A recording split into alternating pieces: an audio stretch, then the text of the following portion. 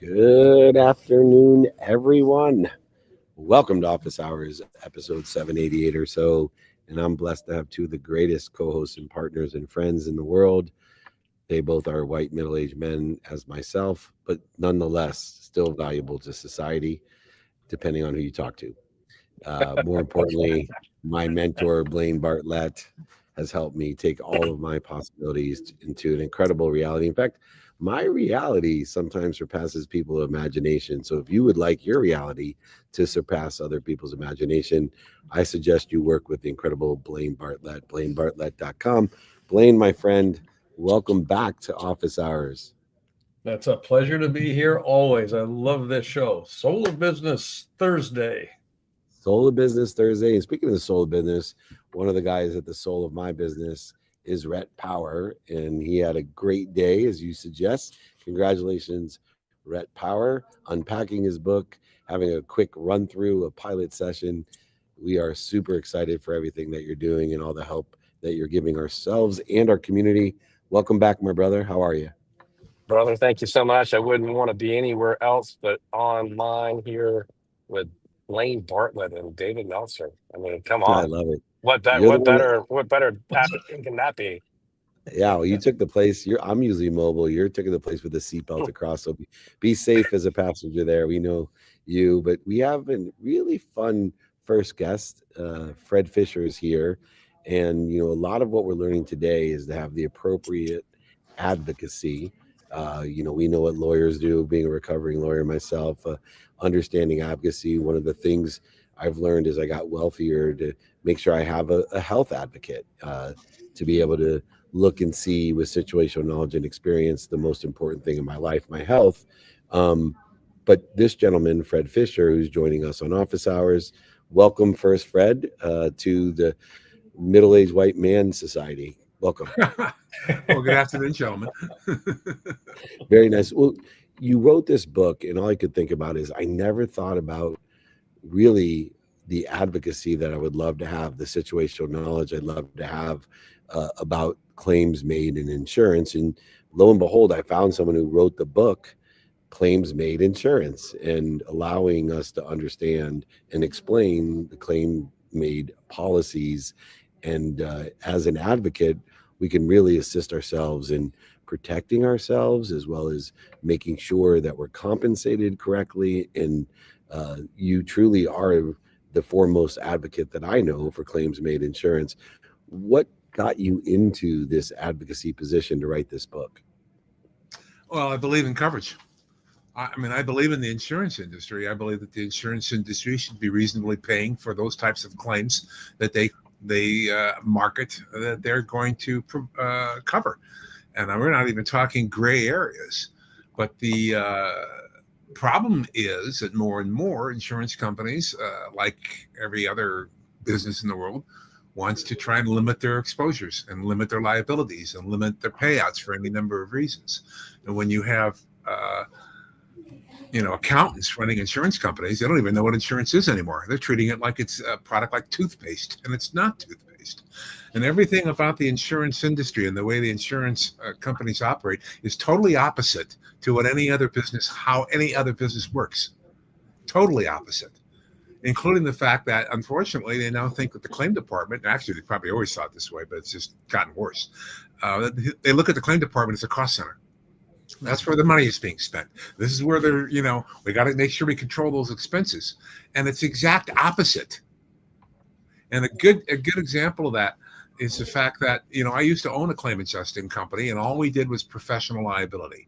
It's all we did. Architects and engineers, accountants, real estate agents and brokers, insurance brokers, lawyers, accountants, architects, anybody providing a professional service for a fee. And we could have that entire claim as factually investigated as you could get, especially if you didn't have cooperation from the plaintiff. We could have it fully developed in 90 days. You can't get a discovery order in 90 days. That's true. Yeah. So as a result, we had the case developed. We knew whether or not this looked good or looked bad or iffy. We could recommend reserves more accurately and earlier, which is very important for actuaries. And if they wait for defense lawyers to go through discovery, they're not going to have accurate numbers for 3 years. We had it in 90 days, and we proved it. I actually put up an article on LinkedIn about a week or so ago about, I just got totally frustrated with the way insurance companies are acting these days. And I basically said, look, guys, yes, it's a cost, but it saves money. It actually saves money. And to do this. And we proved it with the Southern California Rapid Transit District. We recommended they spend $1 million a year to double their claim staff because they were self-insured. And I projected, I had to go in front of the board of directors of one of the largest rapid transit districts in the country here in LA. This is before the metro. And I recommended to them that they spend $1 million to double the staff to drop the caseloads because the cases were out of control. And you could only handle fires. That was it. And they wanted to know what the result would be. And I said, I think you'll be able to, cut your costs down by $5 million. I was wrong. It's 10.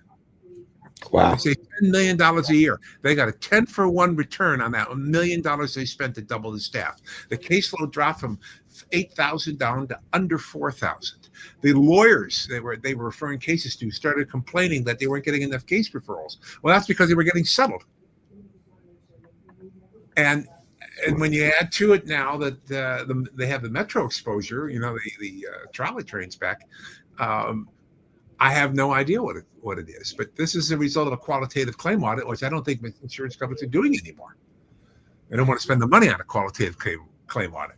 And then add to that short-term investment and private equity companies coming into the insurance industry that wanted immediate return. They don't want to spend the money. They don't want to know how bad the claims are. They don't want to know that they're out of control. They just want to make it look like they're profitable, and then they dump it on somebody else. And that's what's happening. But let's go back to claims-made policies. Claims-made policies were originally written to solve a problem.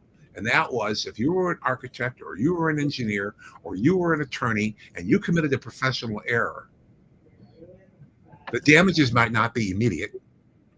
And further, nobody may even know you made an error until, the pedestrian bridge collapses in 10 years or 20, or the will that your attorney drafted blew it on a generation skip tax, and nobody's going to know until you're dead, or which could be today or God forbid, or 20 years from now. So that meant, number one, you had to keep all your records, and you had to keep all your policy forms forever. How do you do that? So who does that? In 1964, Joe Monteleone, who was a young underwriter at St. Paul, and ultimately became senior vice president of one of the big three at AIG, came up with this idea of why not make the trigger of the policy not when the professional committed the error, but when the client makes a claim for the first time against the insured. And it made perfect sense. It eliminated the long tail. It eliminated the need to store documents and materials. And therefore it could be cheaper as well, because the theory was once the policy expired, you could close the books on it because no new claims could be first made once the policy has been expired. And the policy only exists for 1 year. So that was the theory. And in a way it works, but it got more complicated. Number one, what's the claim? The first policies, my earliest policy goes back to 1972. And because I got involved in the industry in 1975, so I've been doing this for 50 years. And the theory was, when the policy expires, no more claims. Well, that wasn't always true because people weren't reporting their claims during the policy term back then. They're thinking, oh God, if I report this, my rates will go up. I think I can handle it myself. Which of course never works, And so by the time they reported it to the company, it was like, wait, why are you reporting this now? 2 years later. And then the rules were you had to prove that you were prejudiced. The insurance company said, well, how do you prove prejudice, which is defined as being a different result when likely to have occurred? That's not easy to prove. So there were a lot of evolution that has taken place since 1975. And now it's not just that a claim must be first made against you during the policy term. It has to be reported to the company during the policy term. It has to arrive, the wrongful act or error has to be subsequent to a prior act date. If the claim is prior to, or the lawsuit is prior to or pending another specific date that may not be covered. And oh, by the way, it better not be related to a prior claim you submitted to another insurance company. Like, one error could give rise to multiple claimants, so to speak. And so if you reported so it's anchored by the first one made, and then if 2 years later another person claims, oh, I was injured by that same mistake, you got to report it to the prior carrier, not to the current one. So now there's 5 triggers. 5. But let's talk about what policies are written. Hold on a second. Unfortunately, we have limited time. We were going to have you come back because the details are incredible. Do we freeze Fred? Sorry for interrupting you, Fred. We scheduled 10 minutes of time. We stimulate the interest, but this is why I wrote the book. Yeah, it's written for consumers. We got to have you back on for sure. But let's get to, because I know people now because everybody's dealing with this in some way or another. Where can people today? The book came out last June. Where's the on best Amazon? Place? Amazon. Very good. Claims made insurance policy that changed the industry. I also would like to invite you to SoFi. I have my offices in studio not too far from you at SoFi Stadium. So we'd love to have you back for a longer conversation. We do masterminds and my podcast as well out of there. I really want to get deeper into it. I apologize about the time constraints, but we love to leave people wanting more. And sorry, guys, you don't get to ask a question. We will have you back. Okay. Promise us you'll come back, Fred. Thanks, absolutely. Fred. I'm awesome. At fishercg.com. Thank you, gentlemen. Thank you. Go to Amazon. Thank you, Fred. You will not, well worth it. Claims made insurance. Oh my God. What a great synopsis. So much there. I love it. Yeah. I could have listened for a long time. Sam's in the green room going, uh-oh, I may not get on the show today. But nope, we saved the day. Sam's here. We're going to bring him on. Sam Nafisi is here. And CEO at Protoscore. Welcome, Sam, to Office Hours. Thank you, David. Thanks for having me. I'm back. I met Blaine and Rhett while you were out. I think you had an emergency exit. You had something happen in family 6 months ago or so. I think you had some shit with kids or something. So, but I'll leave you guys plenty of room. Yeah, I'll leave you plenty of room for questions. Well, I know one thing that when I miss the show, the ratings are much higher. So it's a double benefit, and I don't mind it at all. But you have some really interesting data for us on your newly released Q2 Productivity Pulse Report. I was hoping, the 6 months have gone by, if you could give us a little bit of an update on what that report has for all the employees and companies, jobs, and industries that you deal with. Yeah, well, thanks for having me, David. Good to be back with you guys. Just as a background, just 30 seconds overview. Protoscore is basically a data analytics company, and we focus on employee productivity, retention, collaboration, engagement, agnostic of office, remote, or hybrid. That's basically kind of provide high-level visibility to the C-suite, to the CHRO, VP of sales, what the employees are doing, how productive are they in the world of RTO, return to office, remote, hybrid. That's kind of at a nutshell what we do. Currently, we have about 110,000 employees on the platform utilizing it daily.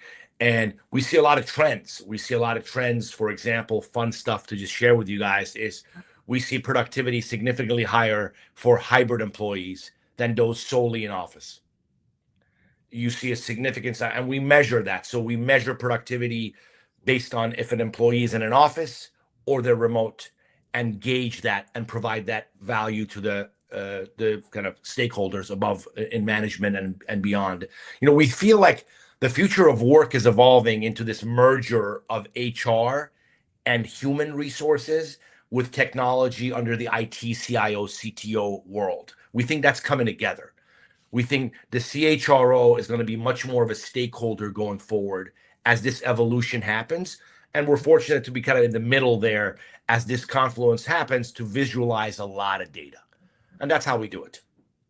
Well, what I'm fascinated by is the stat that you just mentioned about the productivity delta between in-office and hybrid. Outside of just the data itself, is there a way that you're beginning to suss out what is the kind of the catalyst for that difference? Yeah, there's no question, Blaine. So one of our largest customers is the Metropolitan Transit Authority of the state of New York. So they have 7,000 employees on the platform. And it was a post-COVID mandate that if you're going to work hybrid, we want some accountability from you if we're going to give you the flexibility. It's a quid pro quo. They loved it. They opted in. The employees love it. What we've seen is roughly an hour and 15-minute productivity for remote employees over in office. And we directly correlated to the commute. If you think average commute in the US is around an hour round trip at minimum. Mm-hmm. So if you avoid that, think about the quality of work, quality of life you benefit from, how much more time you can go to a soccer game for your kid, just the improvements, and still go to the office. We believe 3-2, 2-3 split is the ideal. Our data shows is the ideal split. So bring people into the office, but the idea of 5 days back, 8 to 5 in the office, we think it's unlikely, broadly defined. Some categories maybe a little bit more, but broadly defined, it tends to be this hybrid, ecosystem. That's good. And that is fascinating. And I want to sort of piggyback off Blaine's question a little bit too. Why do you think companies, I mean, since this data is out there, and I mean, you're showing in real life how productivity for remote workers works, why do we think there's such a push to sort of bring people back full time? What do you think that comes from when the data sort of suggests that that's maybe not the right move? Great question. And this is our whole thesis is make these decisions with data. A lot of CEOs are making it out of their gut, intuition. I feel like if they're back in the office, they're more productive. All we say is like a sense of control. I won't control because I want to see completely. You working, right? And by the way, I'm a middle-aged white man myself. I've been in this CEO role for 30 years. And the old Sam, the 30-year-old Sam would say, get him back to the office. I want him here. The 53-year-old Sam says, I look at data. And if I can give the flexibility to my staff to be with their wives, husbands, children a little bit more, what kind of quality of life am I giving them, which makes them better employees for me and ultimately my customers? That's the outcome we all want. So all I tell CEOs is get some data tools like ours and make your assessment on data versus intuition. Mm-hmm. And when you have data, you still utilize your intuition, Sam, which I think a lot as we get older, we're using our intuition. We don't just look at numbers. We make it applicable, as you say, to the industry's careers and jobs and see that we may or may not have the right data or have the right activities. But I do believe that a lot of the reason is apathy and responsibility as a leader. I know within the context of my own business, it's my job to make sure people perform. And I have found that if I take accountability to empower people with a culture, not a company, that they want to perform, that, just at the basic common sense with most jobs, not every job, because there's some, you and I both know that we need to be there, but with most jobs, if you want to do well, then you're better off being able to have the flexibility of hybrid working so that you can do well when you want to do well and take care of the non-negotiables like your sleep and your health and your family. And I, prioritize that, as these gentlemen know, with my organization. And probably the greatest compliment and my greatest achievement is the people that work with me and who they are and who they're becoming is, for me, my greatest joy and pride in business. So thank you for giving me the data to reaffirm what I believe to be true. And other people take a look at that data and make it your own. Use your intuition, your intelligence, and your inspiration to figure out how we can provide the most productivity, accessibility, and gratitude within our culture. I mean, our company. Sam, thanks for joining us. We'll have you back. I think we lost both Sam and Rhett in 1 minute, but Blaine, let's bring our last friend on.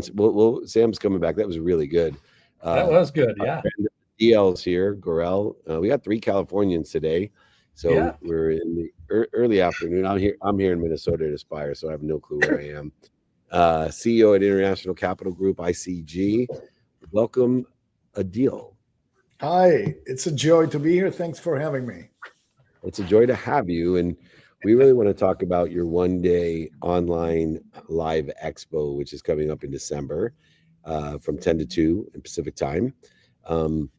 This event is going to help give us some insight into real estate investment and opportunity. What are some of the key takeaways that we're looking at with ICG at this great event on December 8th? Well, just as a comment, we've been holding those events for a little more than 40 years. That's it? That's how old Rhett is. That's amazing. That's how old Rhett is, yeah. There you go. A little more than 40 years, 41. This is our 41st year. Once a quarter. They used to be live. We used to do it in San Francisco. We would bring all the markets we work with. They would come live. It was a whole day on a Saturday. With COVID, we brought it on to Zoom and shortened it, to 4 hours, which makes it easier for people from other countries and other parts of this country to join. But really, the heart and soul of this whole thing that we do has to do with the reason why I'm not retired after doing this for 41 years. Why am I not retired? And there's a reason for that. And the reason is you probably hear, if you strain very hard, that I speak with an accent. So when you come from another country, you can notice things in a country that you're in that maybe the locals don't notice as much because they were born into it. They think it's normal.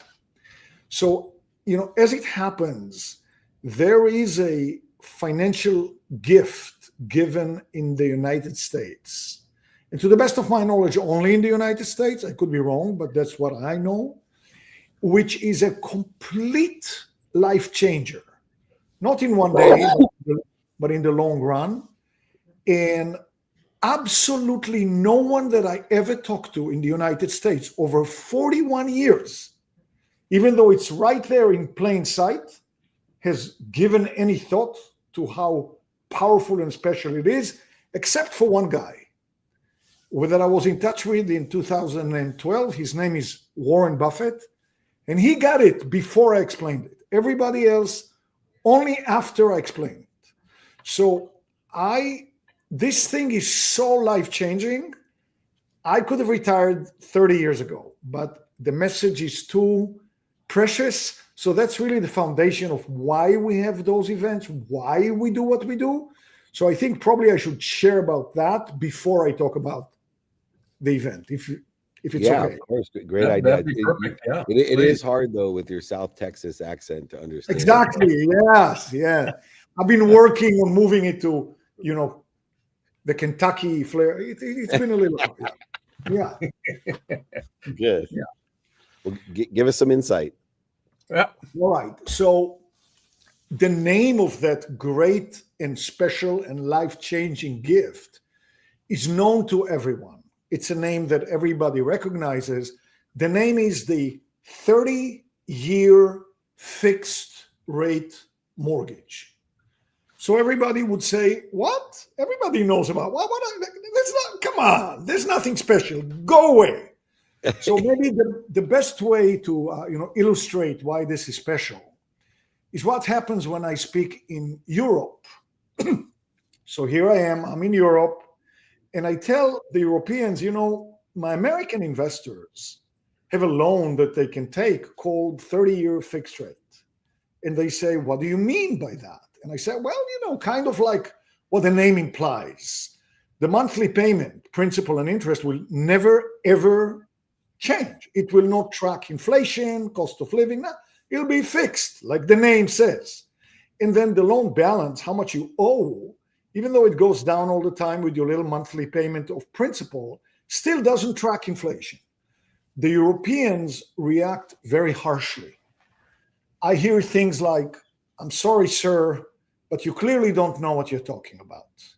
I can't believe I drove 100 kilometers to hear you speak.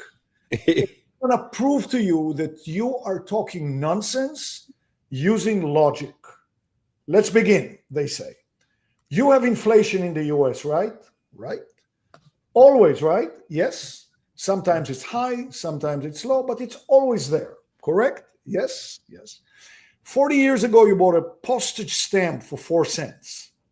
Now it's 72 cents. 40 years ago, you went to the movies in New York City for $2. Now it's 16, 15, whatever it is, bucks.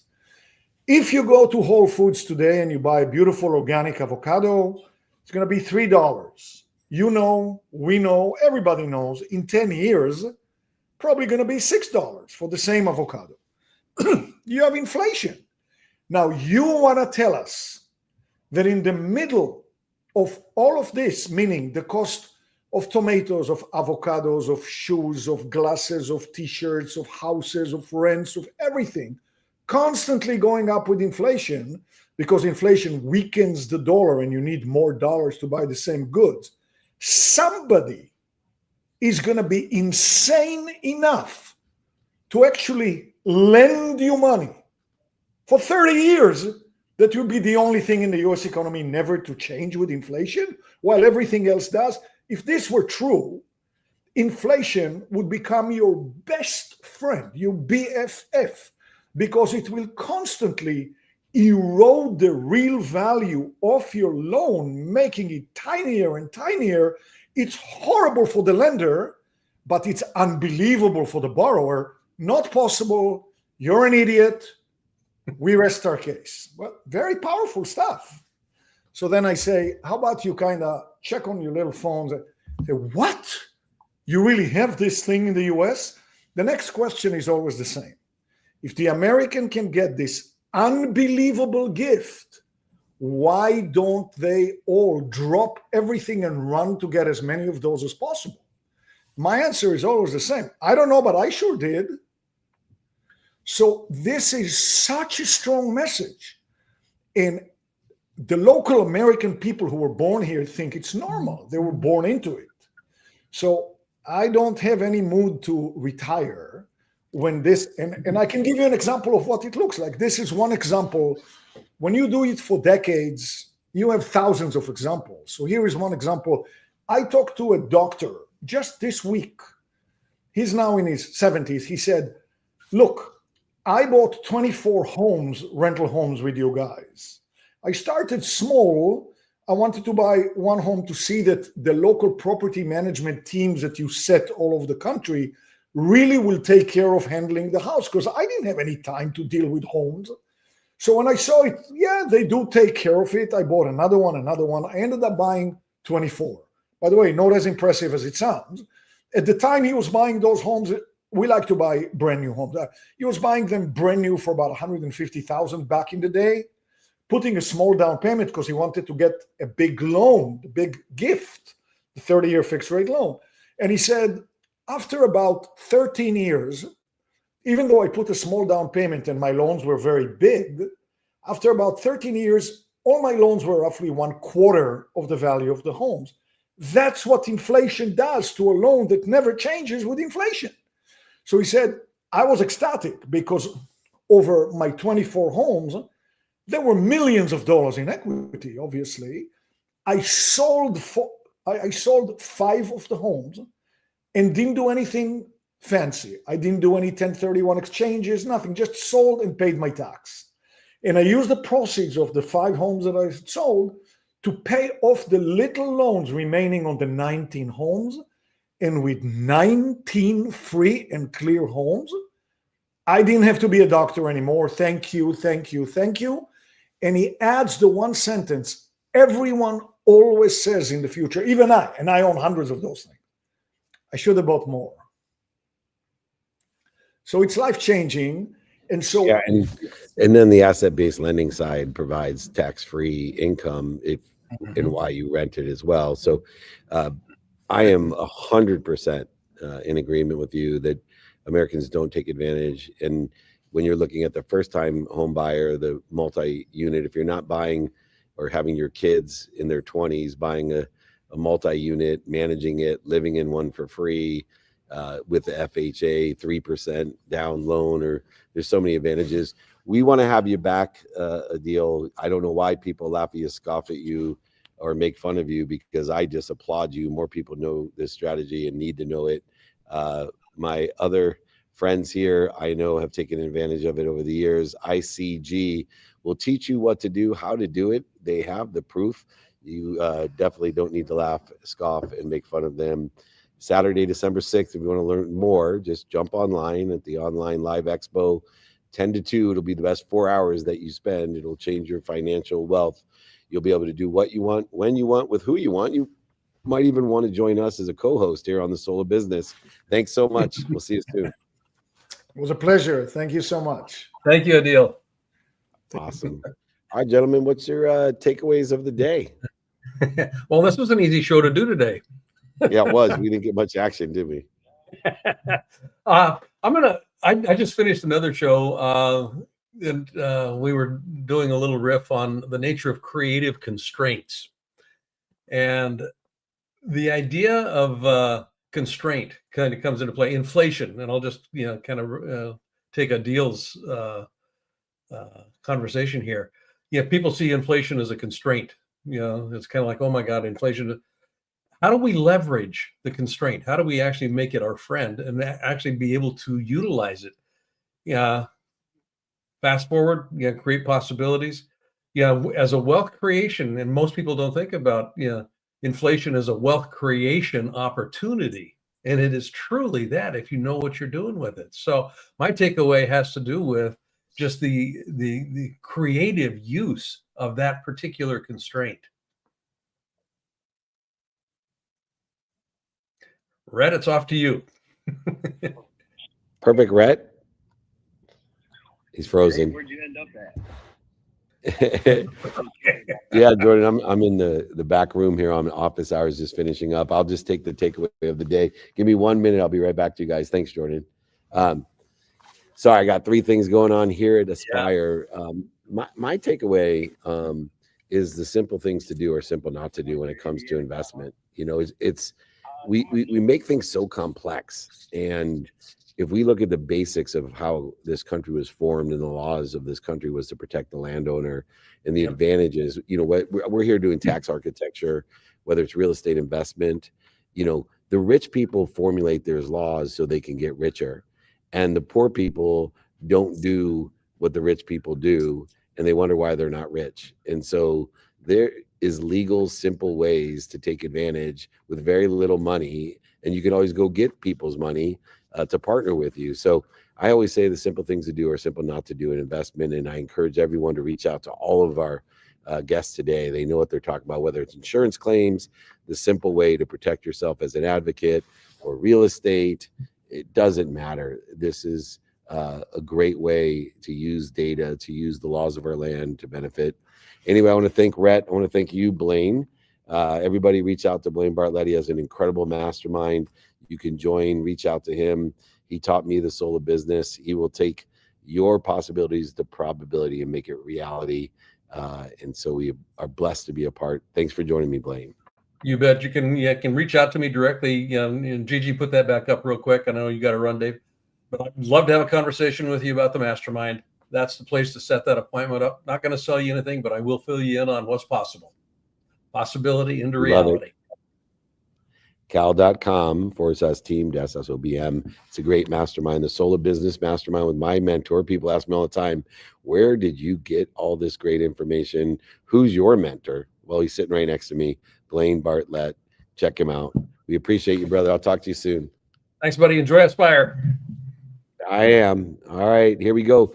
We will be in Colorado tomorrow with Deion Sanders and Marshall Falk, Warren Sapp, maybe even, and then off to Los Alamitos to film Go Fund Yourself, Idaho, New York City, Guatemala, Washington, D.C., L.A., and Miami. That's how you get to 200 cities a year.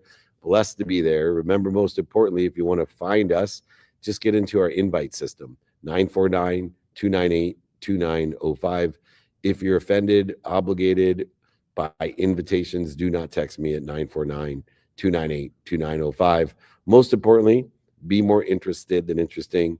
Be kind to your future self and do good deeds. Have a great night. Hit it, Gigi.